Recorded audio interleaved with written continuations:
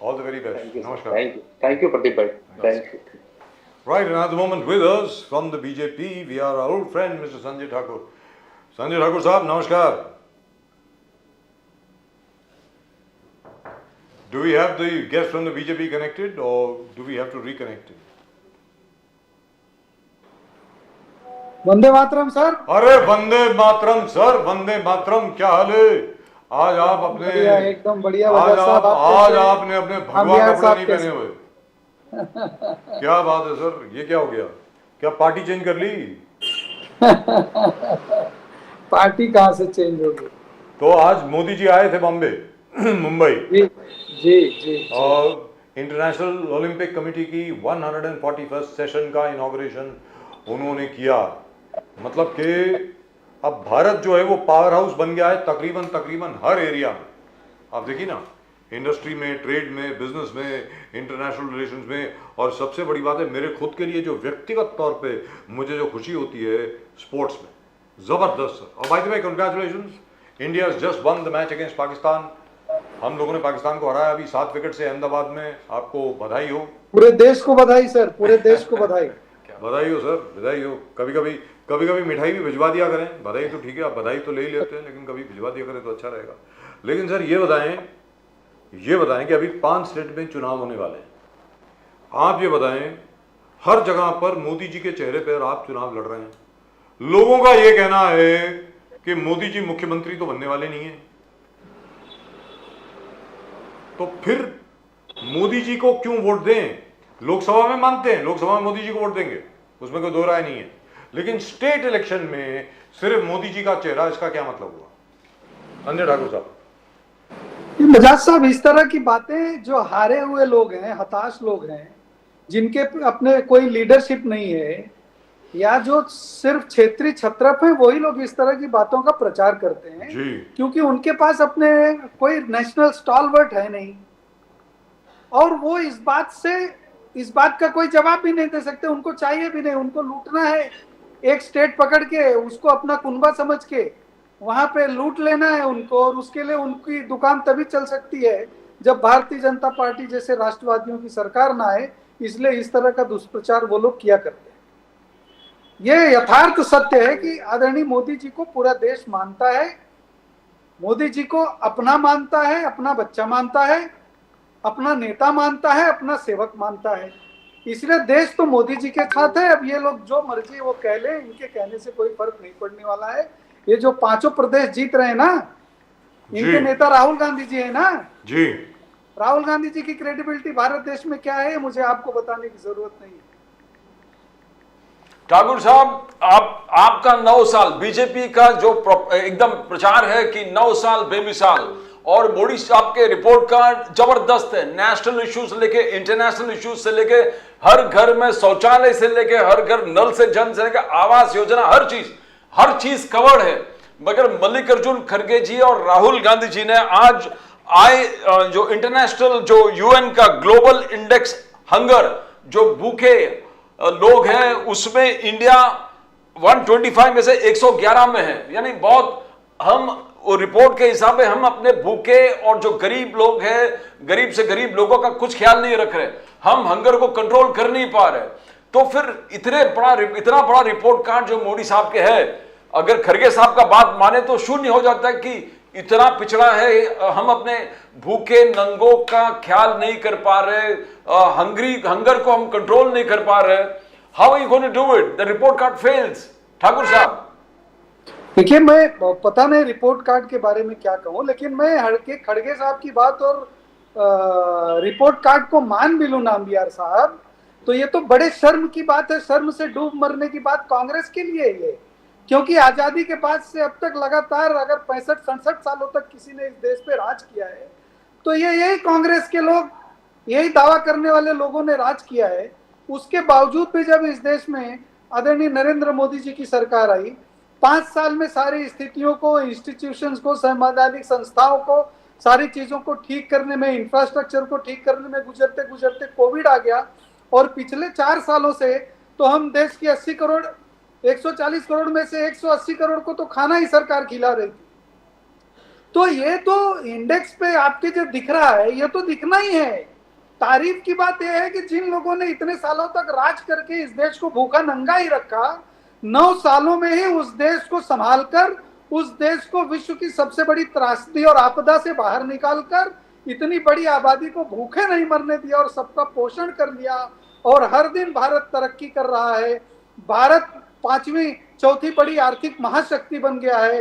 भारत हर forum पे अपने आप को साबित करने में सफल हुआ है, और आप जहां देखें इंटरनेशनल फोरम पे वहां अगर भारत दिख रहा है तो कौन विश्वास करेगा खड़गे जैसे विरोधियों का।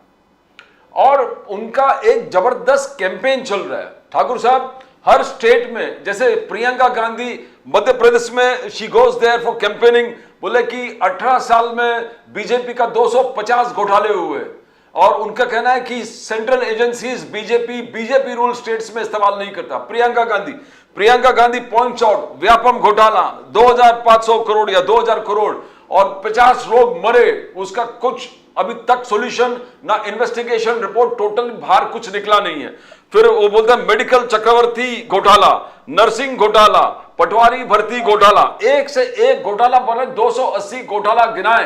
तो वहां पर सेंट्रल एजेंसीज का उपयोग नहीं कर रहा, ये चार्ज है आप पे कि you don't use the central agencies in BJP rule states and you allow corruption to flourish, and that goes against Narendra Modi ji, prime minister Modi ji statement himself, न खाऊंगा न खाने दूंगा। ठाकुर साहब देखिए नामबियार साहब, ये जो दावे से बीजेपी के कैंपेन में हम लोग कहते रहे हैं कि नरेंद्र मोदी जी के दोस्त तो छोड़िए, नरेंद्र मोदी जी के विरोधी भी नरेंद्र मोदी जी के दामन पे भ्रष्टाचार का कोई दाग नहीं लगा सकते। बहुत देर से समझते हैं कांग्रेसी, इनको समझ में आया कि भारतीय जनता पार्टी की यही इमेज है, बेदाग छवि है नरेंद्र मोदी जी की। तो इन लोगों ने एक नया कैंपेन शुरू किया, जानबूझ के झूठ बोलने की आदत है और झूठ इतनी 1000 बार बोलो कि लोगों को सच लगने लगे। तो इन्होंने एक नया तरीका निकाला, इनकी पीआर एजेंसी ने बताया कि आप बोलना शुरू करो कि बीजेपी सरकार में घोटाले हो रहे हैं, घोटाले हो रहे हैं, घोटाले। और कौन बोल रहा है नामबियार साहब? प्रियंका गांधी जी। कौन है प्रियंका गांधी जी? घोटाले की नातिन, घोटालेबाजों की बेटी, घोटालेबाज की बीबी और खुद घोटालेबाज प्रियंका गांधी जैसे लोग अगर घोटालों का आरोप लग, जिनके माँ जिनके भाई घोटालों के आरोप में बेल पे हो, अगर वो नरेंद्र मोदी जैसे स्वच्छ छवि के नेता के ऊपर घोटाले का आरोप लगाएंगी तो कौन मानेगा उनकी बात को? लेकिन ये विरोधी पक्ष हैं, विरोध में बोलना इनका काम है, इनका धर्म है, और इनके पैरों तले इनकी जमीन खिसकी हुई है। बिना सत्ता के जल बिन मछली की तरह तड़प रहे हैं। तो पीआर एजेंसियों की सलाह पे अनर्गल तोहमत लगा रहे हैं भारतीय जनता पार्टी पर, और भ्रष्टाचार का आरोप लगाकर नरेंद्र मोदी जी की छवि को दागदार करना चाहते हैं। लेकिन सांच को कोई आंच नहीं होती है, और कम से कम प्रियंका गांधी, राहुल गांधी, सोनिया गांधी और कांग्रेस के नेताओं को तो भ्रष्टाचार पे बोलने का कोई नैतिक अधिकार है ही नहीं। ठाकुर साहब, दूसरा है कि जब तक मोदी साहब ने क्लियर कट कहा कि Israel conflict, we denounce the terror activities of Hamas, clear cut Modi साहब ने सपोर्ट भी किया Israel's right to retaliate. Modi साहब वाज वेरी वेरी क्लियर। और 2 दिन पहले खरगे साहब ने इंडिया अलायंस के माध्यम से लेटर लिखा मेटा को लेटर लिखा कि आप सोशल मीडिया को कंट्रोल कीजिए, जो कम्युनल हेट्रेड, कम्युनल डिसहार्मनी और अलग अलग जो देश को विभाजित करने वाले भाषा जिस चल रहा है सोशल मीडिया में, इसको आप कंट्रोल कीजिए। तो ये कैसे आप देखते हो कि इंडिया अलायंस जॉइंट स्टेटमेंट के माध्यम से मेटा, फेसबुक और पूरे अलग सोशल मीडिया को इंचार्ज को, मालिक को लिखता है कि आप कंट्रोल कीजिए, डिसहार्मनी फैला रहे। तो कौन फैला रहे डिसहार्मनी सर? क्या उनका इशारा कहां पर है? ये कांग्रेस के ही शांति दूत हैं। आप जिनके अगर आप ट्विटर आईडी और फेसबुक आईडी देखेंगे ना, तो आपको पता चलेगा इन लोगों को इतनी सी शर्म नहीं आती कि जो स्टेट इस समय एट वॉर है उसके सारे नेताओं ने अपने आपसी मतभेद भुला दिए हैं और वो एकजुट होकर हमास के हमले की तरफ लड़ रहे हैं। लेकिन एक देश भारत है जो सदियों से, कई दशकों से आतंकवाद का दंश झेल रहा है, और सबसे ज्यादा आतंकवाद का नुकसान अगर किसी देश को हुआ है तो भारत को हुआ है। और इसी बेसिस पे नरेंद्र मोदी जी ने आज से नहीं, कई सालों से नरेंद्र मोदी जी ये कहते आ रहे हैं कि आतंकवाद का कोई दोस्त नहीं होना चाहिए, क्योंकि आतंकवाद ये पूरी जी। दुनिया के लिए नासूर है, ये पूरी दुनिया के वो सड़ा के रख देगा और आतंकवाद का विरोध होना ही चाहिए। और जिस यहाँ तरह पर से एक सवाल मिशन- पूछना चाहता हूँ सर आपसे, संजय ठाकुर साहब, जी। जरा ध्यान दीजिए, जी बहुत जरा ध्यान से सुनिएगा प्लीज। जी ग्लोबल हंगर इंडेक्स में, GHI global hunger index, UN जो है उसकी रिपोर्ट को, I mean it is outsourced, it is from a Swedish organisation, Hindustan की पोजीशन जो है वो 111 है, 111th। सर आप जानना चाहेंगे पाकिस्तान की पोजीशन क्या है? पता नहीं यही चीज यही चीज नहीं, सर तो सुन तो कांग्रेस लीजिए, करती है। अरे सर सुन तो लीजिए, आप दोस्त हैं हमारे। Pakistan is at 102 above India, Bangladesh is at 81, Nepal is at 69 and Sri Lanka is at 60. We are at 111. Afghanistan is at 109. वो भी आगे है। तो ये सर क्या है, ये कौन सा सर्वे है? अरे जहां पे पाकिस्तान में आटे के ऊपर दंगे हो जाते हैं, लोगों को खाने को नहीं है, लोग भीख मांग रहे हैं इधर से उधर। सऊदी अरेबिया में उमरा के जाने के बहाने से 15 भिखारी प्लेन में शामिल हो गए, उनको सऊदी अरेबिया वालों ने उठा करके वापस भेजा कि भिखारी कैसे आ गए यहाँ पे। ये ग्लोबल हंगर इंडेक्स जो है ये किस तरीके से कैलकुलेट होता है मुझे मालूम नहीं है। Personally, I think we should ignore it completely, and I think I'm so sorry. We should have asked that question to the Congress spokesperson. The shame on the Congress for even taking it seriously. आप खुद सोच के बताइए, Pakistan is ranked above India in hunger. मतलब पाकिस्तान के लोग जो हैं उनके पास खूब खाने पीने को है साहब, हिंदुस्तान के पास नहीं है। संजय ठाकुर साहब, by the way, the External Affairs Ministry, our own Women and Child Development Welfare Industry and the Agriculture Ministry, they have all protested and they have said we don't believe this data. ये data जो है ये वाहियात data है, and bye the वे ये data सिर्फ phone पे collect होता है, ये भी आपको बता दूं सर। संजय ठाकुर साहब, नवाज साहब, यही टूल किट है जी, पूरी दुनिया में हर जगह है। और कम से कम आज की डेट में तो आप ये मान के चलें कि हिंदुस्तान जिस तरह से चमकता हुआ सितारा है, जी, बहुत सारे हमारे ऐसे दोस्त हैं जो दोस्त दिखाई देते हैं, जी, लेकिन वो हमारे दोस्त नहीं हो सकते, नहीं है। क्योंकि आप जिसके जस्ट पीछे खड़े हैं जी, उनको भी ये चिंता सता रही है कि इस रेस में न जाने ये भारत देश कब हमसे आगे चले जाए। और हर तरह हर जगह पे इस तरह के लोग मौजूद हैं जिनको टूल किट की तरह इस्तेमाल किया। आप सोचिए कि अफगानिस्तान, पाकिस्तान, जहां एक आटे के लिए लोग मारामारी कर ले रहे हैं, दंगे हो जा रहे हैं, जहां की जनता चिल्ला चिल्ला के कह रही है कि हम यहाँ भूखों मर रहे हैं और हमको नरेंद्र मोदी जैसा नेता चाहिए, वो हमसे ऊपर है। तो यूएन, अभी देखिए इजराइल वाले मामले में भी यूएन को इजराइल ने जो जवाब दिया है, उन्होंने यही कहा है कि आप सबसे पहले ये विचार करिए कि जो इनोसेंट होस्टेज बैठाए गए हैं उनको कैसे छुड़ाओगे। आप ये भाषण देना बंद करो कि हर तरह के लोग कहीं ना कहीं बैठे हुए हैं इन सारी चीजों के पीछे।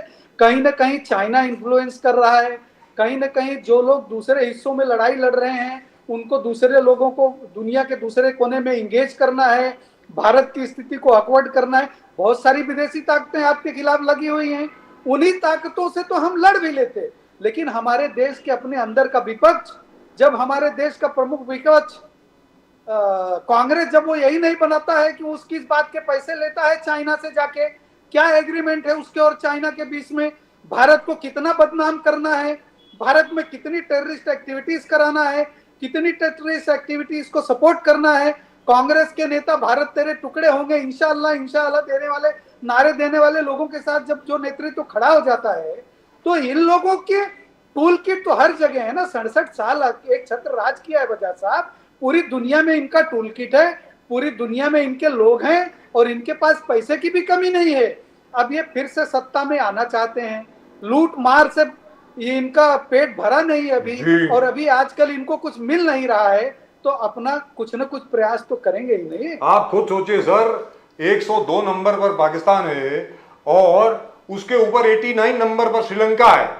श्रीलंका जिसके पास पानी नहीं था, पेट्रोलियम नहीं था, जिसके पास कुछ खाने को नहीं था, भारत ने भेजा भारत है। ने भेजा, एग्जैक्टली। अरे वो ग्लोबल हंगर इंडेक्स में हमारे से ऊपर है।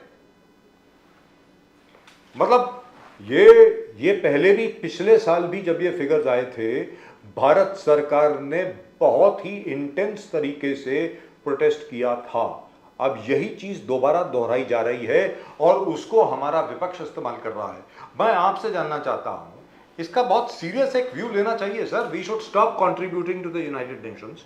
यूनाइटेड नेशंस में सबसे बड़ा contributor, by the way, regular contributor Bharat है। आईएमएफ का जो 3.5 के 4% का जो कॉर्पस है वो भारत देता है। हम लोगों को अपने पैसे वापस लेने चाहिए। मैं सीधी बात बोल रहा हूं आपको, बिल्कुल साहूकार की तरह बात करो सर। ये करना बंद कीजिए, भारत की छवि बिगाड़ना बंद कीजिए, वरना आपको हमारे पैसे नहीं मिलेंगे साहब। हमारे ही पैसे लेकर के आप हमें ही बेइज्जत कर रहे हैं। सच तो बोलिए ठाकुर साहब, बताएं। नहीं, बिल्कुल ठीक बात है बजाज साहब। मैं यही कह रहा हूं कि इसी तरह के लोग और इसी तरह के कैंपेन में कांग्रेस, देखिए भारत देश में जितनी भी राजनीतिक पार्टियां हैं उसमें से 1-2 पार्टियां ऐसी हैं जो इंटरनेशनल लेवल पे इन चीजों को अफेक्ट करती हैं, जिसमें से एक कांग्रेस है, दूसरा आम आदमी पार्टी है। इन्हीं लोगों के बाहरी भारत के दुश्मनों से रिश्ते हैं। ये लोग इस तरह की चीजों को कंट्रीब्यूट करते हैं, ये एजेंडा फिक्स करके देते हैं और वहां पे बैठे बैठे ये करने वाले लोग हैं। और जिसको कितनी जोर से आप बताइए, आप सवाल पूछ सकते हैं, लेकिन कांग्रेस ये सवाल नहीं पूछना चाहती है कि भाई आप पाकिस्तान से नीचे हम कैसे, बांग्लादेश से नीचे, श्रीलंका से नीचे और अफगानिस्तान से नीचे भारत कैसे हो सकता है। इनको तो एक मौका चाहिए नरेंद्र मोदी जी को और भारत देश की सरकार को बदनाम करने के लिए, और ये पूरी तरह से विदेशियों के हाथों में खेल रहे हैं। कह तो रहा हूं कि इतने सालों तक राज करने के बाद वो कुछ नहीं कर पाए, और हम आने के बाद पिछले 4 सालों से जो त्रासदी से झेल रहे हैं, हम अपने देश के इतने लोगों को अगर भारत सरकार ही सक्षम है खाना खिलाने में, तो हंगर इंडेक्स पे भारत कहां से आ गया। ठाकुर साहब, मोदी साहब, प्राइम मिनिस्टर मोदी डिनाउंस इस attack on Israel, Hamas terror को डिनाउंस कर दिया, राइट टू रिटेलिएट को सपोर्ट कर दिया। But BJP went ahead. BJP said that 2004 से लेके 2014 तक India was facing what Israel is facing right now. Continuously यहां पर ट्रेन ब्लास्ट हो रहा था, गेटवे ब्लास्ट हो रहा था, अलग अलग प्रकार से ब्लास्ट हो रहा था, and there was no retaliation. There was no retaliation. The government of the day was not at all concerned. 2008 का उदाहरण बीजेपी आगे जाके देख रहा कि दिल्ली ब्लास्ट हुआ 2008 में, उसके बाद बाटला हाउस एनकाउंटर हुआ। बाटला हाउस एनकाउंटर के बाद कांग्रेस के सीनियर लीडर्स के आंसू बहाए। किसके लिए? आतंकवादियों के लिए। बट जो शहीद हो गए पुलिस ऑफिसर, उनके लिए किसी ने आंसू नहीं बहाया। तो बार बार बीजेपी ये दोहरा रहा है कि Congress is soft on terror. कह रहा है कि पठानकोट के बाद बालाकोट हो गया, उससे पहले सर्जिकल स्ट्राइक किए। We showed how we can retaliate. Is Congress soft on terror, Thakur Sahab? Is the BJP taking this particular advantage to highlight that Congress is soft on terror? Thakur Sahab. Sir, I go one step ahead and I allegate that Congress is not only soft on terror and terrorists, Congress is hand in glove with terror organization and terrorists. We have ample of examples. Zakir Naik को जिस तरह से कांग्रेस के नेता गले लगा के घूमते रहे और उसको सामने जाकर सर, उनको जाकिर नाइक जी को शांति दूत कहा गया। रहे, इससे ज्यादा क्या सबूत और चाहिए क्या कि इन लोगों के हाथ इन टेररिस्ट एक्टिविटीज में लिप्त हैं? अरे संजय ठाकुर साहब, दिग्विजय सिंह साहब ने डॉक्टर जाकिर नाइक को एम्बेसडर ऑफ पीस कहा। Ambassador of peace. सर, इससे बड़ा कौन सा सबूत चाहिए कि Congress is hand in glove with terrorist? So you are saying that itself is a proof that Congress is in hand in glove with terrorists and terrorist organizations. तो national security और nationalism में you say you score more than the Congress, Thakur Sahab. In every department we score more than the Congress. Congress is never nearer to us, and Congress is not at all a matter to us. We are nationalists, and we will see to it that nobody is able to harm our interest, national interest, and we will treat them as they should be treated. लेकिन ये तो बता दें sir, there is a law in the country. Hindustan में एक कानून है, कानून ये है कि आतंकवादी संगठन के प्रति कोई भी अगर समर्थन दिखाता है तो उसके खिलाफ कार्रवाई होगी। तो आज तक हमारे दिग्विजय सिंह साहब के खिलाफ कोई कार्रवाई क्यों नहीं हुई है, ये तो बता दें। नहीं, देखिए ऐसा है बजाज साहब कि हम किसी को विक्टिमाइज, हम दिग्विजय सिंह के ऊपर कार्रवाई करने के बजाय हमने सीधे जाकिर नाइक पे ही कार्रवाई कर दी। आज भगोड़े की तरह घूम रहे हो। हम किसी भी प्रॉब्लम की रूट को एड्रेस करते हैं जी। और कांग्रेस कुछ भी कर ले, हम इन लोग, और समय आने पे सबका इलाज हो जाएगा बजाज साहब।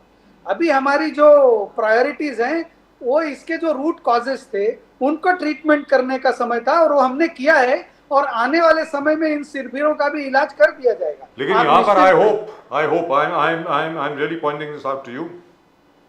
I hope it really happens. Rightfully speaking, I should be asking the spokesperson for the Uttar Pradesh BJP, लेकिन फिर भी आपसे पूछ रहा हूँ सर, क्योंकि आप भी खुद भी उत्तर प्रदेश से ही आते हैं ठाकुर साहब।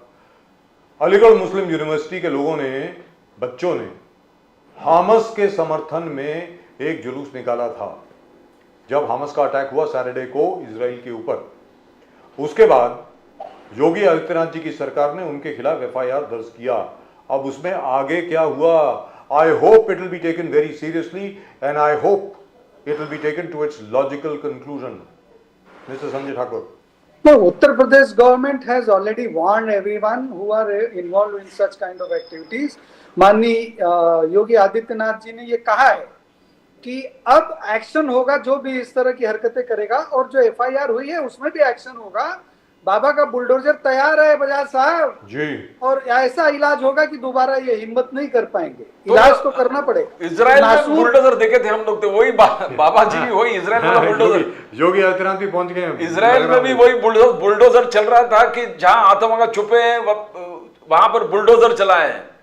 बाबा भी वही कर रहे हैं ठाकुर साहब। बाबा तो पहले से ही कर रहे हैं सर। आप ऐसा समझिए कि इजराइल ने बाबा के कॉन्सेप्ट को ले लिया है। बाबा तो जिस दिन से आए उसी दिन से इन लोगों के मंसूबे पे बुलडोजर चला रहे हैं और आने वाले समय में चलाते रहेंगे। सर प्रेडिक्शन टाइम, भविष्यवाणी। अगले 5 इलेक्शन होने वाले हैं सर नवंबर में। 3 दिसंबर को कौन से स्टेट में जीत रहे हैं सर, आप ये बताएं। सर 4 स्टेट क्लियर कट जीत रहे हैं, एक स्टेट में थोड़ी सी फाइट है। इलेक्शन आते आते वो भी जीत लेंगे। कौन से स्टेट में फाइट है सर? तो वो थोड़ा सा है, वो वहाँ के रीजनल इश्यूज हैं। किसमें? ये आपका जो मध्य प्रदेश से छटा हुआ स्टेट है छत्तीसगढ़। छत्तीसगढ़ में थोड़े बहुत रीजनल इश्यूज हैं, तो आप वो issues तेलंगाना हैं, भी जीत रहे हैं। उसको हम लोग एड्रेस कर रहे हैं, वहां भी बहुत अच्छे से जीतेंगे हम। तेलंगाना भी जीत रहे हैं सर। तेलंगाना में हम और हमारे एलाइज जीतेंगे। तेलंगाना में हमारी बहुत अच्छी पोजीशन रहेगी, विरोधी पक्ष वहां आने नहीं पाएगा। क्या बात है साहब। संजय ठाकुर साहब बहुत बहुत धन्यवाद आपका, और एक बार फिर आपको अभिनंदन, आपको शुभकामनाएं। Congratulations, India has just defeated Pakistan in Ahmedabad. So India has won all 3 matches. So we are at 6 points right now. The campaign for the World Cup is going on very well. I hope we win the World Cup. That will be wonderful. Thank you so much, sir. Thank you sir. नमस्कार sir. Vande Mataram, Bharat माता की Vande Mataram sir, Vande Mataram, Bharat माता की जय। Thank you very much. Thank you so much. All right, I tell you what, Pradeep ji, as far as the global hunger index is concerned, it's a joke. You always said that. It's a These bloody kind of joke. I surveys mean, what is means this? Nothing. India is a power on its own, superpower zone. We can Pradeep see ji- how the way the world is treating and respecting us. That just Pradeep ji, Sri Lanka had run out of fuel. They had run out of electricity. They had run out of food. there was a kind of revolution out there in Sri Lanka where the people We- entered all the 5-star hotels and jumping, poor people were jumping in the swimming pool and the whole world saw it. India sent food, India sent fuel, India sent everything, and we are supposed to be behind Sri Lanka in the global hunger index. Pakistan, there are food riots. आटे के ऊपर riots हैं साहब, आटे के ऊपर, आटा, flower, wheat flour, उसके ऊपर दंगे हो रहे हैं पाकिस्तान में। खाने को नहीं है लोगों के पास, और आप कहते हैं Pakistan is placed ahead of India. India की पोजीशन 111th है, पाकिस्तान की 102 है, श्रीलंका की 89th है साहब। Isn't that wonderful? What kind of a global hunger index is this? As usual, it has been outsourced. It's been outsourced to a Swedish company, and that Swedish company has, by the way, I have no hesitation in saying this, has a lot of Pakistani origin researchers. So, you know what that means. Rightfully speaking, we should accept that global hunger index. We should accept it, and we should go back to the IMF and say, hey, listen, Pakistan is above India in terms of the global hunger index, so we should withdraw the credit that we have advanced to Pakistan, $8 billion जो अभी आपने दिए ना, उसको वापस ले लीजिए, क्योंकि इसमें तो हमारा पैसा भी है साहब. Let's be very clear. Why do you need to give a loan to a country which is above India in the global hunger index? They don't need our money. They're already very well fed. They're doing quite well. It's a prosperous country, sir. सीधी बात है. We should do that. I think this is a joke. I think this is so stupid. Utterly stupid. I hope this time the government of India